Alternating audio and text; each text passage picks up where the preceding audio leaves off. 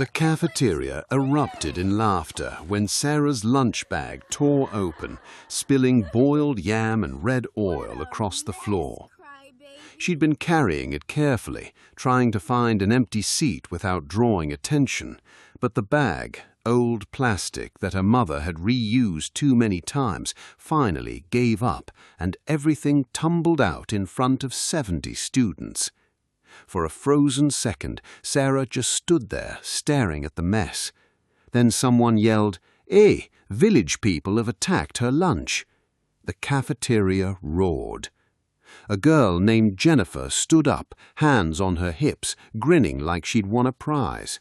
"Sarah, is this what you people eat in your house? Just yam and oil, no stew, no meat?" More laughter. Another voice chimed in, "Maybe the meat ran away because it was tired of being poor." The laughter grew louder, meaner. Sarah's face burned. She dropped to her knees and started scooping the yam back into the torn bag with shaking hands. The oil smeared across her fingers, sticky and humiliating. A junior student nearby whispered, "Sorry," but didn't move to help. Sarah didn't look up. She just kept grabbing pieces, her chest tight, her throat closing. Jennifer walked closer, towering over her. "Sarah, don't worry. Next time, just tell us you're hungry. We can contribute for you, like charity." Her friends cackled. Sarah's hands froze. She looked up slowly, meeting Jennifer's eyes. Jennifer's smile widened. "What? I'm trying to help you." Sarah stood up abruptly, clutching the torn bag. Her voice was quiet but steady. "I don't need your help." Jennifer blinked, surprised by the response. "Oh, okay. Manage your yam then." Sarah turned and walked out of the cafeteria, ignoring the whispers that followed her like flies. She dumped the bag in the trash outside and sat on the steps leading to the classroom block, her hands still oily, her stomach still empty. A boy named Femi walked past, saw her sitting there, and paused. "Are you okay?" Sarah wiped her hands on her skirt. "I'm fine." Femi hesitated. "Do you want some water?" Sarah looked at him, suspicious. Kindness at this school usually came with conditions. But Femi's face was open, concerned. He held out a bottle of water. Sarah took it slowly. "Thank you." Femi nodded and walked away without waiting for anything in return. Sarah drank the water and stared at the school compound, the clean buildings, the neat lawn, the students walking around like they owned the world. She didn't belong here. This was a private school in Lekki, filled with children of bankers, oil workers, business owners. Sarah was only here because her mother was a distant relative of the principal and had begged for a fee waiver in addition to cleaning the school every evening. The principal, a woman with kind eyes but firm policies, had agreed on one condition. Sarah had to maintain top grades. One slip and the waiver would be revoked. So Sarah studied like her life depended on it, because it did. But no amount of studying could protect her from the daily reminders that she was different. Her uniform was faded, her shoes were worn, her lunch was never bought from the tuck shop, and students like Jennifer made sure everyone noticed. That evening, her mother came home late, smelling of bleach and exhaustion. Sarah was sitting at the small table in their one-room apartment, doing homework by candlelight. The power had been out for hours. Her mother dropped her bag and sighed. "Sarah, have you eaten?" Sarah nodded. "Yes, Mama." It was a lie. She hadn't eaten since breakfast. Her mother looked at her with tired eyes that saw too much. "Sarah." Sarah kept her eyes on her notebook. "I ate, Mama. I'm fine."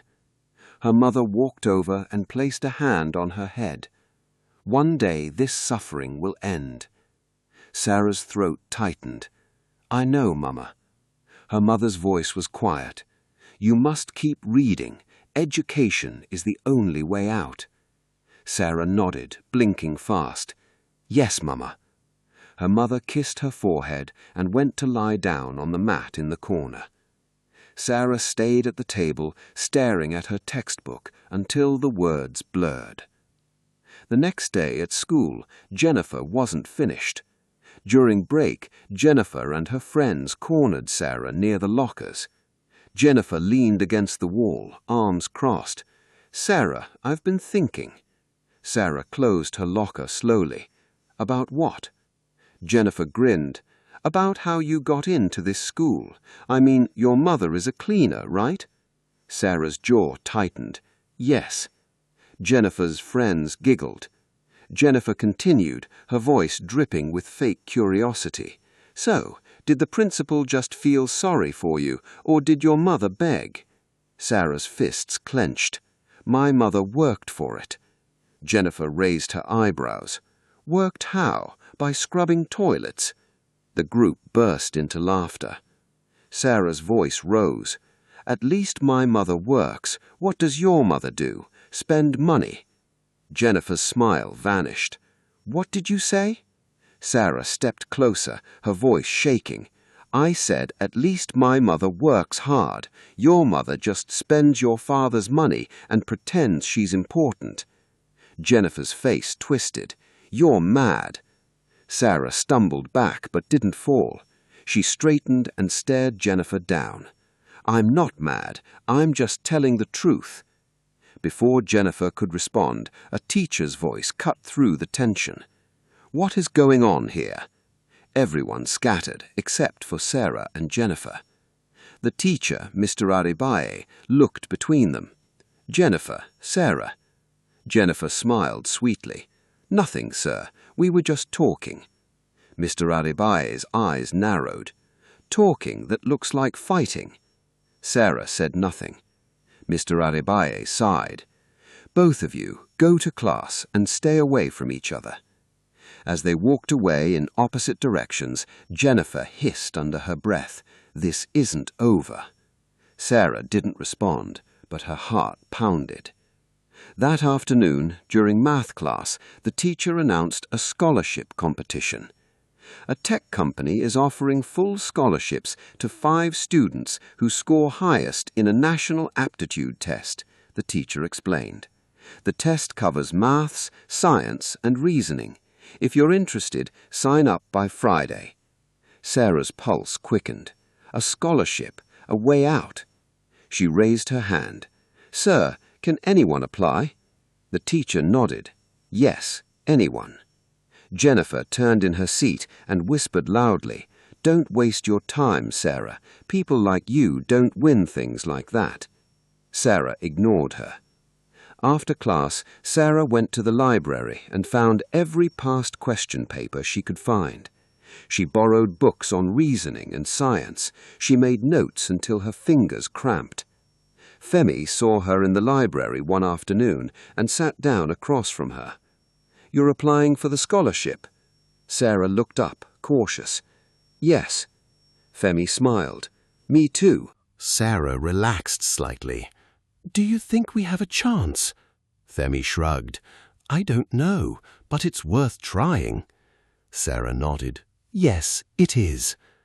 Femi pulled out his own notes, and they studied together in silence, the library filled with the quiet sound of turning pages.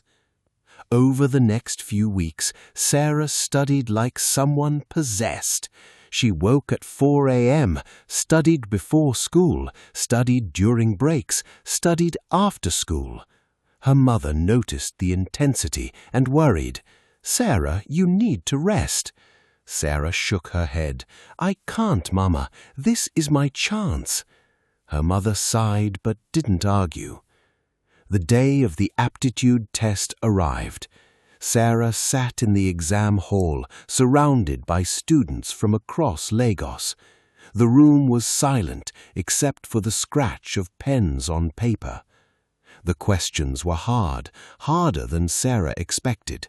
math problems that twisted her brain, science questions that required deep understanding, reasoning puzzles that felt like traps. But Sarah worked through them slowly, carefully, drawing on everything she'd studied. When the exam ended, she walked out feeling drained but cautiously hopeful. Femi found her outside. "How was it?" Sarah exhaled. "Hard." Femi nodded. "Same, but I think I did okay." Sarah smiled weakly. "Me too, I hope." Results were supposed to come out in 4 weeks. The waiting was torture. Sarah tried to focus on regular schoolwork, but her mind kept drifting to the scholarship. She imagined winning it, imagined her mother's face, imagined not having to worry about fees anymore. But she also imagined losing, imagined Jennifer's laughter, imagined staying trapped. Meanwhile, Jennifer didn't let up. One morning she walked into class holding a designer bag, new, expensive, covered in logos. She made sure everyone saw it. "My dad just bought this for me from London," she announced. Her friends cooed over it. Jennifer glanced at Sarah. "Sarah, do you even know what brand this is?" Sarah didn't look up from her book. "No." Jennifer laughed. "Of course not. You probably think bags come from Tejuosh Market." Her friends giggled. Sarah kept reading, her jaw tight. Femi, sitting nearby, muttered, "She's so annoying." Sarah whispered back, "Ignore her." But ignoring Jennifer was like ignoring a mosquito in your ear, possible but exhausting. 3 weeks into the wait, something happened that shifted everything. The principal called an assembly. All the students gathered in the hall, confused. Assemblies usually happened on Mondays. This was a Thursday. The principal stood at the podium, her face serious. "Good morning, students." "Good morning, Ma," they chorused. The principal continued, "I have called this assembly to address something important. It has come to my attention that some students have been engaging in bullying." The hall went silent. The principal's gaze landed on Jennifer's section. "We are all here to learn. Respect is not optional." After the assembly, Jennifer's friends whispered nervously. One of them said, "Do you think someone reported us?" Jennifer shrugged, but her face was tight. "Who cares? The principal always talks. She won't do anything."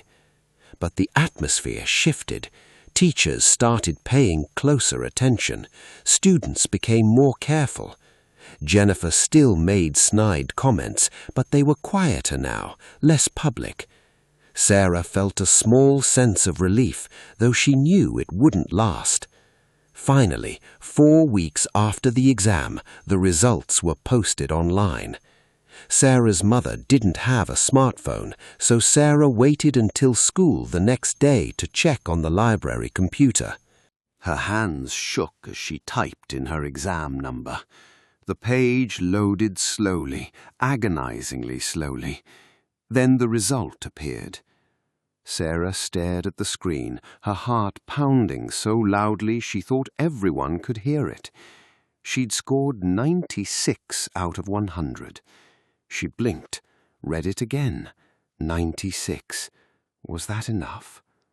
She scrolled down to see the list of top scorers. Her name was there. 2nd place. Sarah's breath caught. 2nd place. She'd won a scholarship. She sat frozen, staring at the screen, unable to fully process it.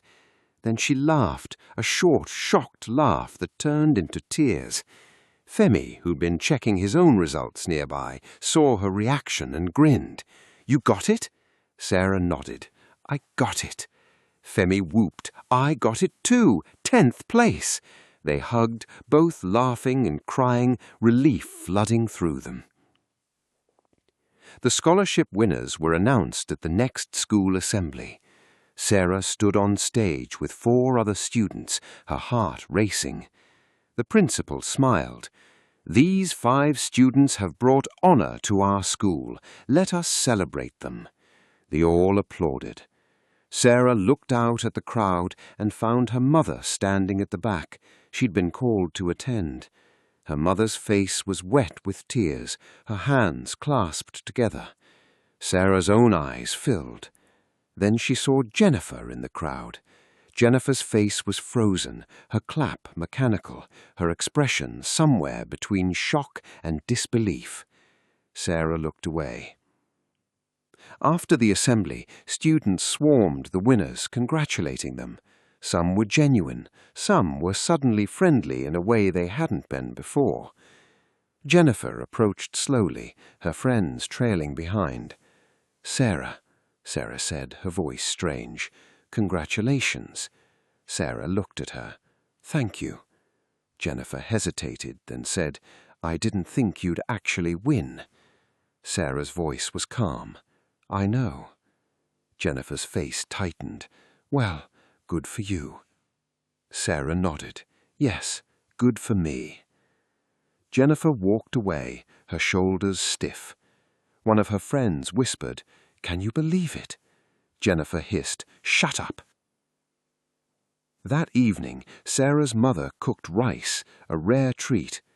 They sat together in their small room, eating slowly, savoring it. Her mother kept smiling, tears slipping down her cheeks. "Sarah, I'm so proud of you." Sarah smiled. "Thank you, Mama." Her mother shook her head. "You've done what I couldn't do. You're going to be somebody." Sarah's throat tightened. "I'm going to take care of you, Mama." Her mother reached across the small table and held Sarah's hand. "You already do." They sat in silence, the single candle flickering between them, the room filled with a fragile, precious hope. But the story didn't end there. A week later, the scholarship organization invited the winners to their office for an orientation. Sarah took a bus to Victoria Island, her heart fluttering with nerves. The office was sleek, modern, intimidating. Glass walls, polished floors, people in sharp suits. Sarah felt out of place in her school uniform, but she walked in with her head high. The other winners were already there. Femi waved at her, grinning. A woman in a blazer addressed them. "Welcome. You 5 represent the top scorers in Lagos. This scholarship covers your school fees, books, and a monthly stipend for the next 3 years." Sarah's eyes widened. A stipend, money for her mother. The woman continued, "But this scholarship comes with responsibility. You will be required to maintain excellent grades and participate in mentorship programs." Sarah nodded eagerly. She could do that. The orientation ended with a tour of the office and a group photo. Sarah stood in the middle, smiling wider than she had in months. When she got home, her mother was waiting anxiously. "How was it?" Sarah grinned. "Mama, they're giving us a monthly stipend too." Her mother's eyes filled with tears. "God is good." Sarah hugged her tightly. "Yes, Mama, God is good." But life at school shifted in unexpected ways. Some students who had ignored Sarah before suddenly wanted to be friends. One girl, Temi, who'd never spoken to her, approached during break. "Sarah, do you have notes for biology? Can I borrow?" Sarah hesitated, then handed them over. "Sure." Temi smiled too brightly. "Thanks, you're so smart." Sarah watched her walk away, feeling uneasy. The sudden attention felt hollow. Themi noticed it too. "People are so fake," he muttered one afternoon. Sarah nodded. "I know." Themi grinned. "At least we know who the real ones are." Sarah smiled. "Yes." Meanwhile, Jennifer's attitude changed in a different way. She stopped the loud mockery, but her resentment simmered quietly. One day, in class, the teacher praised Sarah's essay. "This is excellent work. Sarah, well done." Jennifer muttered under her breath, "Teacher's pet." Sarah heard it, but didn't react. After class, Jennifer cornered her in the hallway. "You think you're special now, don't you?" Sarah looked at her calmly. "No, I just worked hard." Jennifer's eyes flashed. "You got lucky, that's all." Sarah's voice stayed steady. "If that's what you want to believe." Jennifer stepped closer. "People like you don't stay on top. You'll fall. And when you do, don't expect anyone to catch you." Sarah met her gaze without flinching. "I don't need anyone to catch me. I know how to stand." Jennifer's face twisted, but before she could respond, Femi appeared. "Sarah, let's go."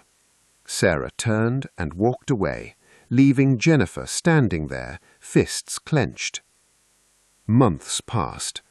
Sarah's scholarship transformed her life. Her mother stopped working night shifts. They moved into a slightly bigger room. Sarah got new uniforms, new books, new shoes. But more than the material changes, Sarah felt different inside, confident, steady. She joined the debate club and won her first competition. She tutored younger students in math. She started dreaming beyond just survival. She started dreaming of university, of engineering, of building things. One afternoon, the principal called Sarah to her office. Sarah entered nervously. "Good afternoon, Ma." The principal smiled. "Sit down, Sarah." Sarah sat, hands folded. The principal studied her. "How are you doing?" Sarah nodded. "I'm fine, Ma, thank you." The principal leaned forward. "Sarah, I want to tell you something." Sarah waited. The principal's voice was gentle. "When your mother first came to me begging for a fee waiver, I wasn't sure. I thought, maybe this girl won't cope. Maybe the other students will eat her alive." Sarah's throat tightened. The principal continued. "But your mother said something that stayed with me. She said, 'My daughter is brilliant. Just give her a chance.'" Sarah's eyes stung. The principal smiled. "She was right. You've proven that brilliance has nothing to do with money." Sarah whispered, "Thank you, Ma." The principal nodded. "Keep going, Sarah. You're going to do great things." Sarah left the office with tears on her face and fire in her chest. That evening, she told her mother what the principal had said. Her mother smiled, eyes wet. "I knew. I always knew." Sarah hugged her. "I won't let you down, Mama." Her mother stroked her hair. "You never have." The final blow to Jennifer's pride came at the end-of-year awards ceremony. Sarah won Best Student in Science, then Best Overall Student. She walked to the stage twice, the applause louder each time. Jennifer sat in the audience, her face stone. Her mother, sitting beside her, whispered, "Why didn't you win anything?"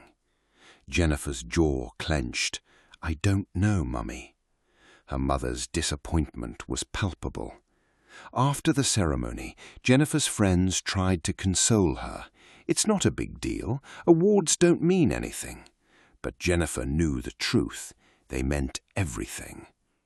Meanwhile, Sarah stood outside with Femi, both of them holding their awards. Femi laughed. "We did it!" Sarah grinned. "Yes, we did." Femi's expression grew serious. "Sarah, you know what's crazy?" "What?" Femi looked at her. "People thought we couldn't win because we were poor, but we won because we were hungry." Sarah stared at him, the words sinking deep. He was right. Poverty had sharpened them. It had taught them discipline, resilience, focus. While others took success for granted, Sarah and Femi had fought for every inch. Sarah smiled. "You're right." Femi grinned. "I know. I'm smart like that." Sarah laughed, and for the first time in years, she felt light. Years later, long after secondary school, Sarah was sitting in a university lecture hall when her phone buzzed.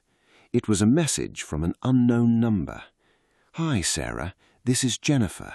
I'm not sure if you remember me." Sarah stared at the message, a strange feeling settling in her chest. She remembered. Jennifer's message continued. "I just wanted to say, I was wrong about everything. I was cruel, and I'm sorry." Sarah read the apology twice. Part of her wanted to feel vindicated. Part of her wanted to reply with something cutting. But mostly she felt nothing. Jennifer's words couldn't undo the past, and Sarah had long stopped needing Jennifer's validation. Sarah typed, "I've moved on. I hope you have too." Then she deleted the message and blocked the number.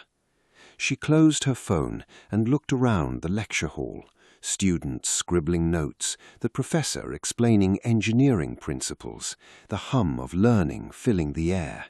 This was her life now, built not on bitterness, but on relentless forward motion.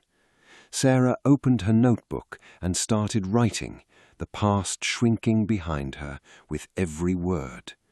Because the truth had come out, not in apologies or revenge, but in results, and results spoke louder than any laughter ever could.